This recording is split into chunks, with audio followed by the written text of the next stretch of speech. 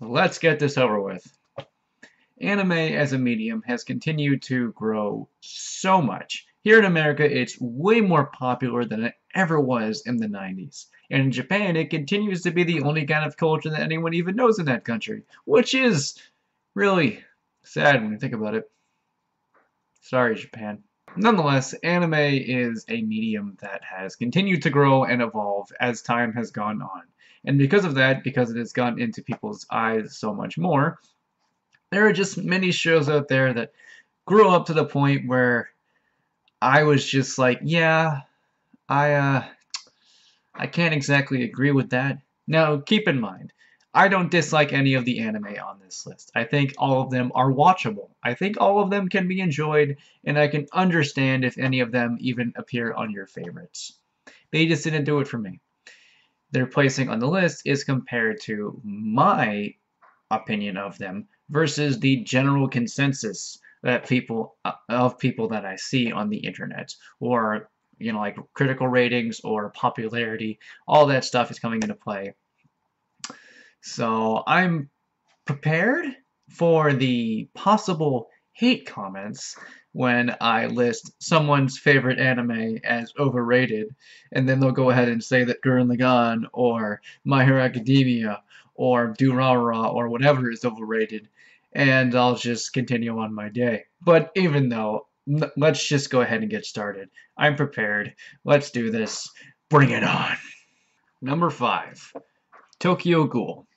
This one's a little odd. In the grand scheme of things, I liked Tokyo Ghoul just fine. And in terms of anime adaptations, Tokyo Ghoul is one that's regarded with a little more controversy, since it changes a few things, and, well, a lot of things that people complain about it, I complain about it too, but it doesn't change the fact that this anime got 2 seasons and is still incredibly popular. Season 2 fucks everything, and Season 1 had one of the most bullshit endings ever, because it ended at a point where normally that's like like before the climax. It's like, oh yeah, he's a badass now, and now he's gonna save everyone, and it just stops the saving everyone to Season 2, and it's like, what the fuck? That's how it ends? What? It is bullshit. It's just as bad as like some of those other endings of anime that I love, like No Game No Life has a pretty middle finger ending. It's just like, what the fuck? But even that one has more dignity than fucking Tokyo Ghoul's ending. Not to mention, I rewatched it. Kaneki's a little bitch. Like, there are characters out there who are meek and meager and everything, but Kaneki's a little fucking bitch. Like, he's annoying, and I don't like him that much. It's only when he comes to badass and when he's tolerable and pretty cool, but I don't know. It's just, and the anime is trying to be thriller-esque, and I felt that it was better as an action. And not to mention, the idea of Ghoul is cool until you realize it's basically just vampires. Yeah. Yeah. Number 4, Bleach. Noah's gonna hate me for this one, but I get there's a reason why this is one of the big 3. It's incredibly popular as an anime and as a manga, and many people have placed it in their favorites list, and they love it to death, and I'm like, good for you. I just wish I could do the same, because this anime started out pretty promising.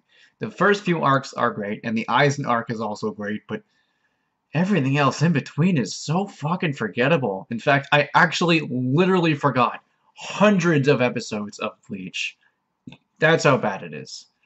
I think there was something about vampires at one point. I want to say no, because it sounds awful.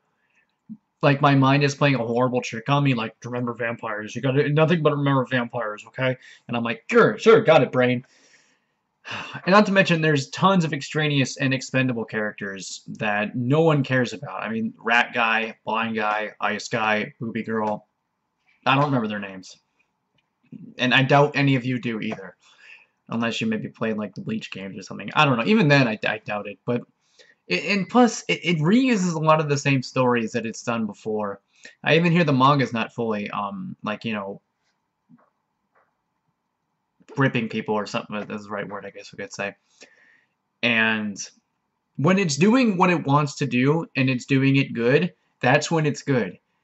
But there's so much filler and so much bullshit and so much unneeded episodes that it's like, why? Just why? I can watch like the first 50 episodes, skip hundreds of episodes, watch that, and then I'm done and I'm satisfied. Instead, there's hundreds of episodes of needless crap, hundreds of characters that you don't care about, and even the characters that you do care about get sidelines, and it's just... Come on, Bleach. Come on.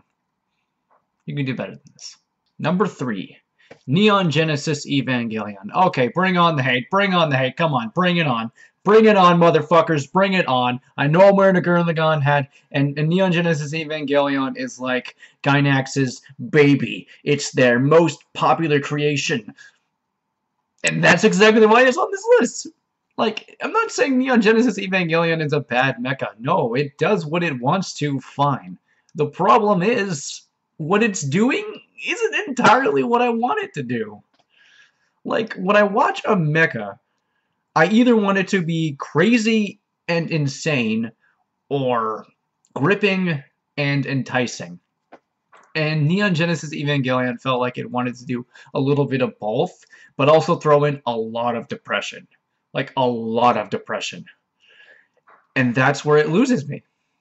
I mean, there's a reason why Simone became the character he was. He's basically the exact opposite of what Shinji was. And my opinion of Shinji is the exact opposite of Simone. I love Simone as a character. He's fantastic and he evolves, and Shinji's not that. He's just kind of boring and lame and not that enthralling. The other characters are pretty good and everything, and the action is great, and the drama can be good, but the problem is this drama and this action has been done better, in my opinion, in other mecha.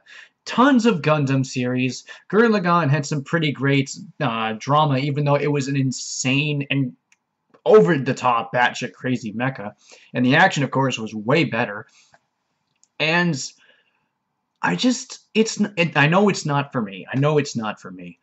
I'm not really into that, like, you know, super dark kind of storyline, which was what Evangelion is, but I don't know. I tried, but I just couldn't get into it. I'm sorry. Number 2.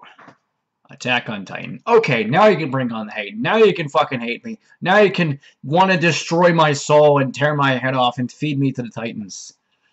Out of all the anime I've talked about so far, Attack on Titan is probably the one I think of the highest in terms of, you know, all the ones I've talked about so far.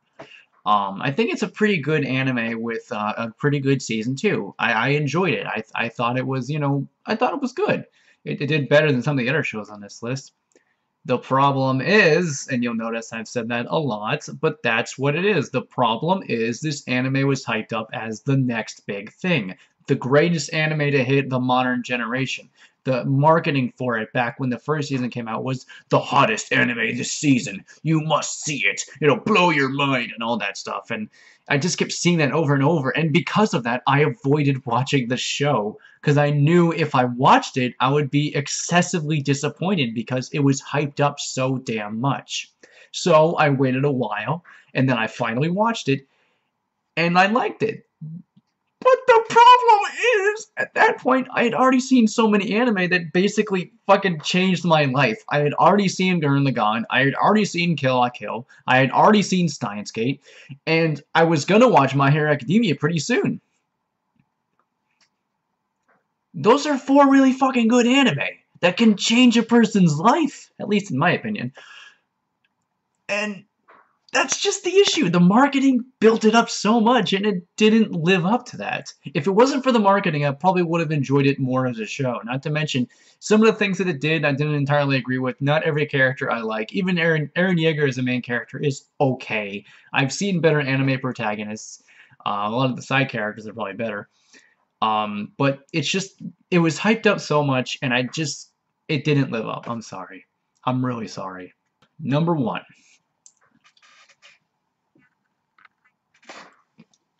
Number 1 is One Piece.